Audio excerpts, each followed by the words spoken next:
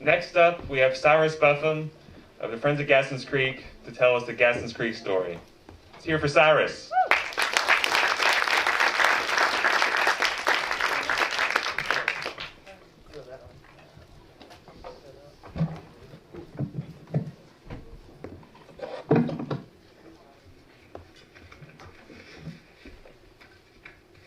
Glad to hear I'm not the only one where this is the first public speaking or public appearance since the start of COVID. So I'm sure there's many others out there where that's the same.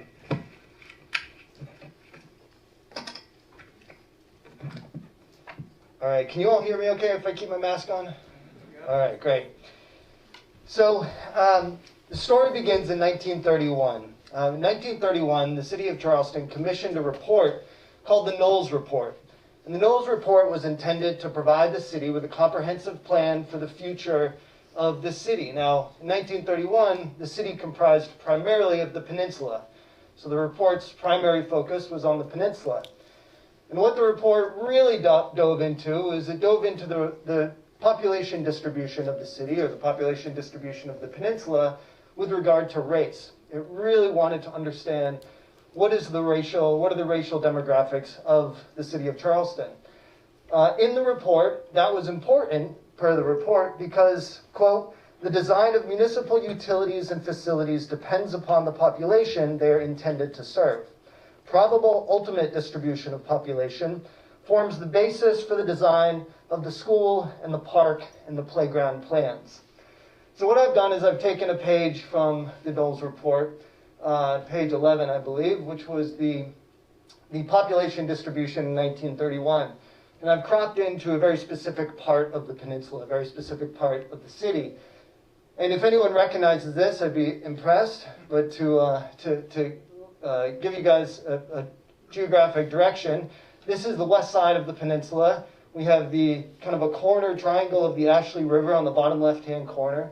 And we have a population of small streets and typical kind of blocks of neighborhoods that you see throughout older parts of Charleston. This is the West Side neighborhood. In particular, this is the Gadsden Green community. And in the Knowles Report, maps such as these had different symbols. A black symbol denoted 10 black residents. A white circle denoted 10 white residents. And you can see from this distribution of population in 1931, the West Side neighborhood, and in particular the Gadsden Green area, which is kind of the community extending out into these creeks there, and those creeks are Gadsden Creek. That community was nearly exclusively African American, of black residents. You go to the next page, and how do I go forward on this? Big green button. Big green button, perfect. You go to the next page, and this is the ultimate distribution of population. In other words, this is the desired population distribution for the city if the city adopted the vision and the comprehensive planning recommendations that were set out in the Knowles Report. And what we see is a pretty stark difference of who is going to actually reside in different parts of this small section of the peninsula. And you could see all that marsh that's pointed out along this left side here, and those two creeks, all of a sudden, fast forward, and they have white circles on top of them. Not only white circles, but white circles that are a lot more spaced out than the black circles in the 1931 slide. And what was shown here is that the intended vision for the ultimate distribution of Charleston is, quote, it is believed that the undeveloped sections adjoining the Ashley River, that would be Gadsden Creek, that would be all that marsh, there was about 100 acres of marsh there, will be reserved as white residence sections by developers through the use of deed restrictions. The carrying out of those portions of the program, this report, that provide for cleaning out existing slum areas will be helpful in promoting the desirable types of residential developments in these sections for which the zoning ordinance and city plan are designed. Now, this is 1931. Surely we've come a long ways from 1931, and we are not following recommendations that were outlined actually exactly 90 years ago. Unfortunately, that's exactly what has happened and what continues to happen.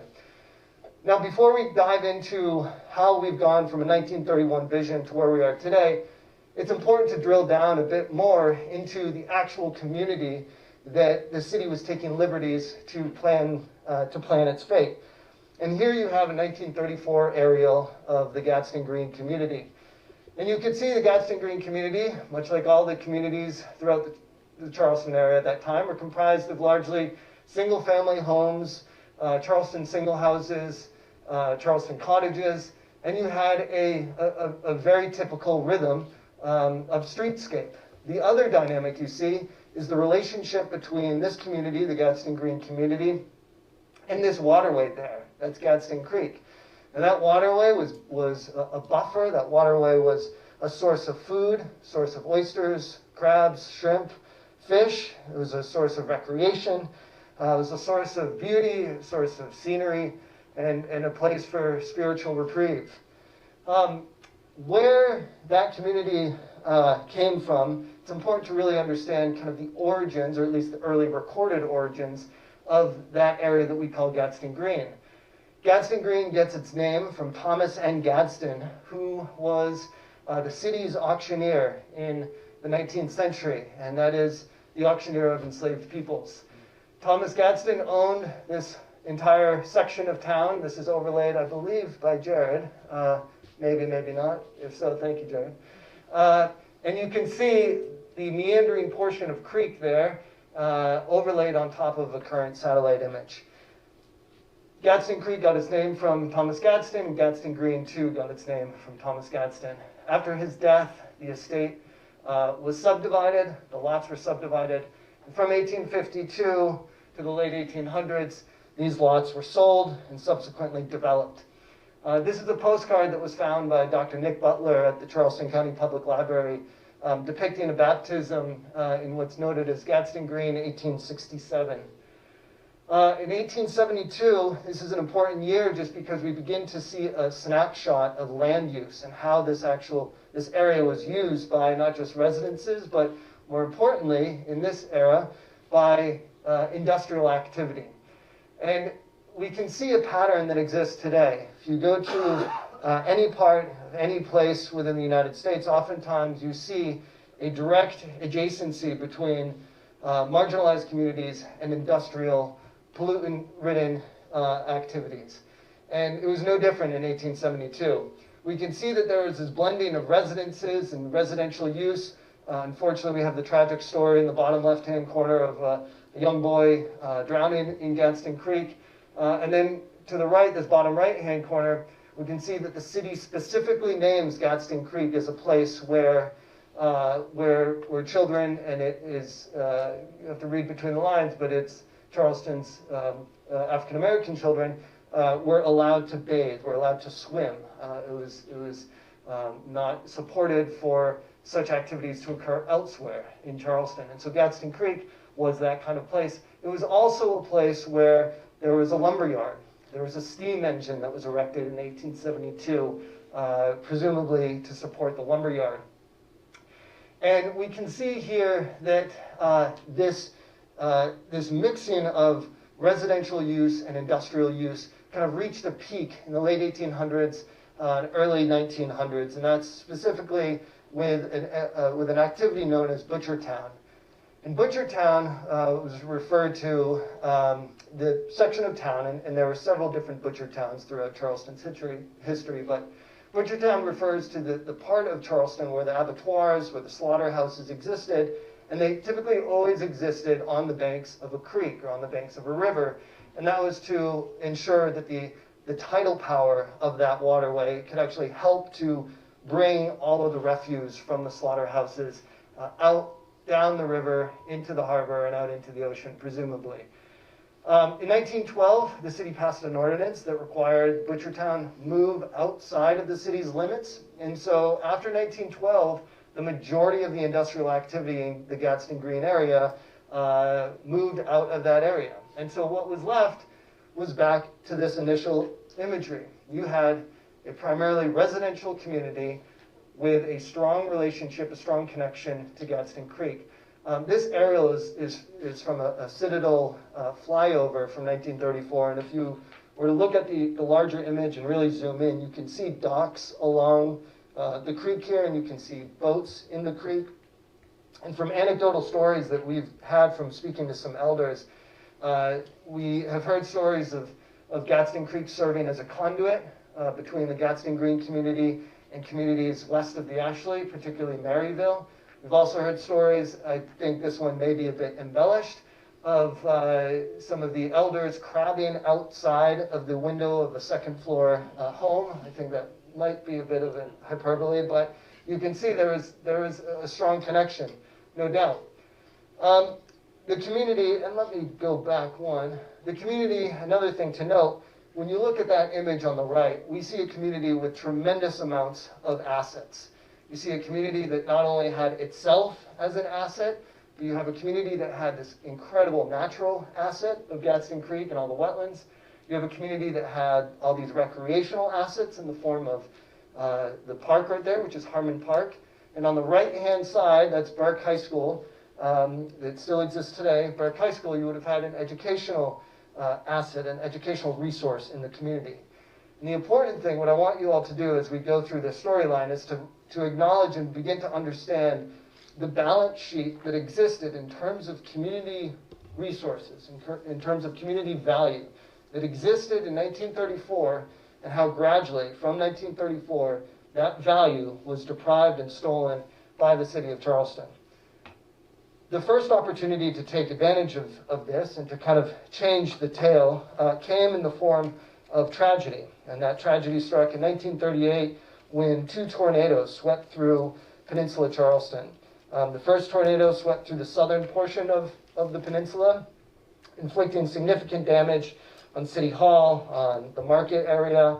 And then you had another tornado that swept through the northern section, crossing over Gadsden Creek and having a direct strike in the Gadsden Green community. Now, the southern tornado inflicted the greatest amount of property damage and loss of life. The northern tornado, however, was a disaster that the city immediately jumped on. And I'll get to that in a second. The important thing to note is after that tornado swept through, Charleston's Gadsden Green community mobilized. And you can see here in that news clip from November 6, 1938, that a fundraiser was established. The program would include acrobatic stunts, tap dancing, singing, and original sketches, all with the intent to raise funds to support neighbors whose properties may have been damaged or whose loved ones may have been impacted. Now, this is November 6th. The tornadoes were the end of September. And unbeknownst to the community, what the city did a mere 20 days after the actual tornado is they took advantage of a slush fund of resources that were largely available to and becoming more available to municipalities at that time. The city took a $2 million grant from the U.S. Housing Administration, claiming to use those funds to help tornado victims. That plan ultimately was a plan that falls directly in line with a long history of redlining, a long history of slum clearance, and a long history of, quote, urban renewal. Now remember, going back to the 1931 Knowles report, that report said, quote, the judicious use of the power to remove buildings, unsightly buildings, would not only eliminate eyesores and dangerous spots from the city, but might be made an effective instrument for promoting the conversion of slum areas into more desirable types of development. And so the city was taking a page directly out of that book that they had passed and that they had commissioned only 7 years prior. And they seized on that opportunity, but it would be a year and a half later before at least we found record of the city, of the residents of the Gadsden Green area becoming aware of the city's plans and what they wanted to do with that $2 million. This is the letter that we found in the city's archives, signed by 39 residents of Gadsden Green. And this letter is very important because as soon as the plan for the city to deem all of Gadsden Green as a slum, it opened up the door for the city to seize private property, to demolish private property, and to build in its place segregated public housing. And you can see here some very clear protests from these residents. Protest number 1 is this area is not a slum district. Protest number 2 is 75% of our community owns our homes. 3 is greater than 80% of the homes are in good repair, meaning there's no need to demolish. This is a thriving neighborhood, and these buildings are in good repair. And number 4, quote, this is the largest group of colored property owners in any single area in the city of Charleston. And to me, that is the most damning, because what the author and the petitioners go on to say, which I think is the most compelling and piece that has the greatest forethought, is that with most of our earning power on the wane, we will not be able to go out and face the world again trying to buy homes with sacrifices and privations that we once suffered. If we give another thought to this situation, there is not another single area in Charleston available to colored people where so large a group can purchase or build homes, etc., etc. And what was being referenced here? What was being referenced is this. This is actually the property that I live in. In doing research on my own property, I found that before the house that I live in was built, this was put on the property as a restrictive covenant. And you can see here, that first point in the middle, none of the said lots above described shall be sold, devised, mortgaged, donated, rented, or otherwise disposed of to any person or persons of African descent. This is a very common restrictive covenant that we will find if anyone digs deep enough in Charleston's property records. The very home that you live in may have something very similar to this that was put on it. And so limited housing stock, limited opportunities, the proposal by the city to take private property, all of that was setting this tight-knit community up for generational challenges. Despite that, the city moved forward, despite the protest and despite the overwhelming objection. The city moved forward, and you can see here, this is an advertisement that you see whole houses for sale. Whole houses must be sold this week, tongue and groove, flooring, etc. In total, 71 homes were demolished by the city of Charleston, of Gadsden Green residents, totaling to 75 individual properties. And these are lives. These are individuals who had property. These are individuals that were building generational wealth. And just like that, the city of Charleston, in accordance with the visions set forth in that 1931 document there, saw that progress looked different in their eyes than it did for our neighbors and our residents. And so what was done is the Gadsden Green homes that exist today were built in the place of that community. And overnight, nearly, you had a dynamic whereby residents of Gadsden Green went from owning their own properties, building generational wealth, to now residents who are in a power dynamic of tenant-landlord dynamic with the housing authority. The 1940s were a bit tumultuous with World War II. You could see that through this all, there were additional efforts by the city of Charleston to restrict access to shared amenities, such as the practice site next to Harmon Field. And despite that all, in the 1950s, we see, after the war, we see a resilient community still. We see Gadsden Green community continuing to hold the Colored Farmers Fair in the heart of town, which is Harmon Field. And if you recall that 1938 aerial, you recall Harmon Field that abuts adjacent to all the homes there. And you see the swimming pool on Harmon Field, and this is a plat from 1955, and you can really see the relationship between Harmon Field. The small squares on the field are the fairground buildings. And then you can see Gadsden Creek. And this is a great image of two gentlemen that were showing off their cattle at the agricultural fair.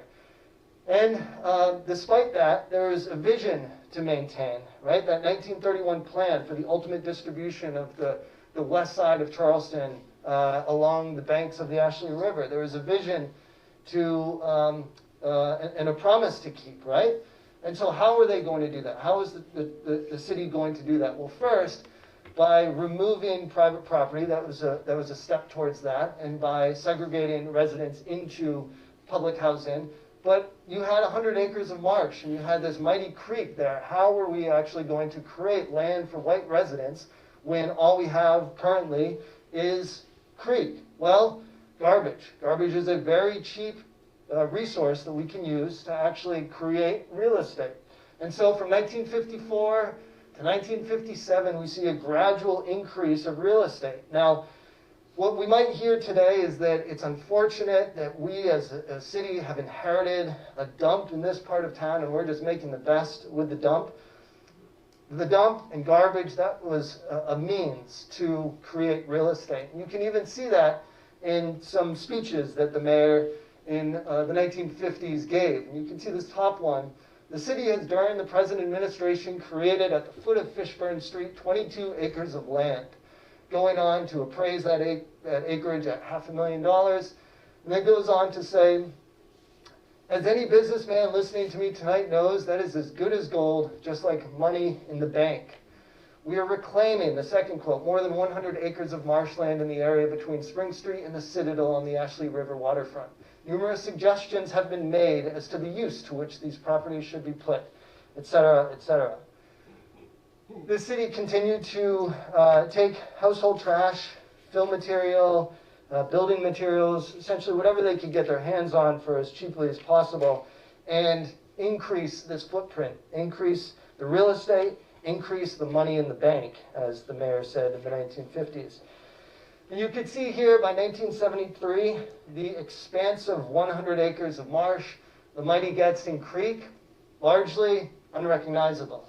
Gadsden Creek by 1973 had been channelized, parts of it had been relocated, it had been forced into small little culverts, it had been forced into a straight path rather than a sinusoidal path that a system would take and create over hundreds and hundreds of years. And so by 1973, the vision, the canvas for that 1931 plan had been established. Now, what happened shortly before 1973, there was probably another 100 acres to the north that would have been prime real estate, but the Department of Justice and the Army Corps of Engineers by 1970 told the city that what they were doing was in violation of federal law. It was in violation of the Rivers and Harbors Act. And so from 1970 to about 1971, 1972, the city and the Army Corps went back and forth to avoid lawsuit in order to establish an after-the-fact permit. That basically was a permit that the city would have on record that said, okay, we are now permitted to have constructed after the fact this 100 acres of fill, of structure that we have put into navigable waters, into resources that belong to the public. Meanwhile, on the right, we can see the kinds of conditions that the residents who lived adjacent to this new real estate, the actual conditions that they were presented with. We had one resident of Gadsden Green actually file a lawsuit against the city of Charleston by the name of Shirley Chavis with a tremendous amount of complaints. Complaints of odor, complaints of rats from the garbage. Again, all in the name of progress in the eyes of the city. What happened thereafter is the city was obligated to actually do something with this land. Now that they've created the land, they need that land to work for them. They need to get that land onto the tax maps, onto the tax rolls of the city to actually start generating some revenue. In 1974, the majority of the early projects did not do that. They were city projects. But in 1974, a police station was established, and the Horizon House was established. Brittle Bank Park in 1975. Ashley Square development tried giving a go at developing that site and the vision of that 1931 Knowles report. They ran up against a lot of challenges, namely the fact that they were trying to develop a garbage field that existed on top of marsh. And so the costs to actually develop that were astronomical. Then you had another group in the 80s try to do the same thing. First Piedmont Mortgage Company tried to develop it again. But again, the costs to develop in that area were so astronomical. Eventually, in the 1990s, you have the Joe Riley Stadium developed. Now, into the 2000s, the city quickly realized that we need to do something with this land. We need to do something, and we need to do something fast because this is, again, cash in the bank that we are not leveraging. And so in the early 2000s, acknowledging the overwhelming financial burden to actually develop this, the city established a TIF, And TIF, tax incremental financing instrument, is a tool that essentially subsidizes infrastructural costs for private development. So the costs of building roads, building drainage, the types of things that typically a private developer would need to fund themselves would be taken out of property tax revenues that otherwise would be going to school systems, otherwise be going to fire and safety, etc. And the city established the Horizon West Edge Foundation. And from that early day, they have been attempting to develop what we now call West Edge. Now you can see in 2012 an early vision of the West Edge neighborhood next to the Gadsden Green community showed Gadsden Creek. When the economists and the financial teams got their hands on the actual pro formas, they realized that keeping Gadsden Creek was not financially prudent. That's 4 acres of optimal land. Why don't we fill in the creek and actually develop this resource? And so you can see the vision for West Edge that exists today is eerily similar to the vision outlined 90 years before in the Knowles Report. The only problem is there's a creek in the middle of that vision. There's a creek that still remains, 4 acres of creek there. And so in 2018, when West Edge submitted a permit to fill in Gadsden Creek, Friends of Gadsden Creek mobilized and was established as an organization to look at this issue through a racial justice lens and to look at it in the context of the larger history of this area, this 90-year history initiating with the vision for the area in 1931. And so our focus is to support the needs of Gadsden Green residents. Our focus is to interpret the history of Gadsden Creek and the community's relationship with the creek. Our work focuses on mutual aid events, on educational tours, and on holding the city and our leadership accountable and demanding that we choose a different path than the path that we've been choosing for 90 years. Gadsden Creek as it exists today is a living, breathing ecosystem, an essential fish habitat, a natural piece of infrastructure that mitigates flooding and protects the community. You can see here some imagery of Gadsden Creek right next to Gadsden Green housing. And you can see a diversity of species that lives and that relies on Gadsden Creek. This is the dynamic of an ecosystem that both Queen Put and Dr. Dustin both alluded to. And you can also see that Gadsden Creek hasn't gone anywhere. Despite the city's intentions to put roads and to put garbage and to put fill in and around the floodplain of Gadsden Creek, it is still here. So what does any of this have to do with climate change? Climate change ultimately is an equity issue. And when you look at the issue of Gadsden Creek and the history of Gadsden Creek, we recognize that what we as a city have created is a disproportionate impact for marginalized communities in the face of climate change. The images of flooding and the challenges facing Gadsden Creek are not derived from climate change, nor are they derived from sea level rise. They are derived by inept policies, greed, hubris, and bigotry.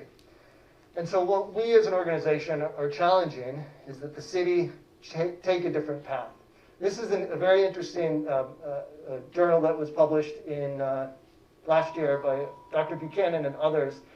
And it looked at the actual vulnerability of public housing and particularly affordable housing in the face of sea level rise. And a couple of quick facts from this report says that Charleston, and we're talking about every single city that was looked at in the United States, Charleston is ranked number 9 in terms of the most vulnerable for the most threatened affordable housing units. Number 9, and that's after cities in New York, New Jersey, and Massachusetts. The only other city that's not in the metropolitan area of New York, Massachusetts, and New Jersey is Norfolk, Virginia, and then Charleston as number 9. Charleston will experience a 546% increase in exposure of affordable housing units to sea level rise from the year 2000 to 2050. And so when we look at the issue of Gadsden Creek, a microcosm of an issue compared to the large-scale macrocosm of issues that Dr. Dustin laid out, we can see that Gadsden Creek is an opportunity for us to acknowledge the harms and the damages done over the past 90 plus years. The important thing that we feel we must do in addressing climate change is to build resilience. And building resilience does not come in the form of concrete. Building resilience comes in the form of repairing damage to our natural systems and repairing damage done to our communities that are going to be most vulnerable and most at risk because of circumstances that we have created. Thank you very much, and appreciate your time.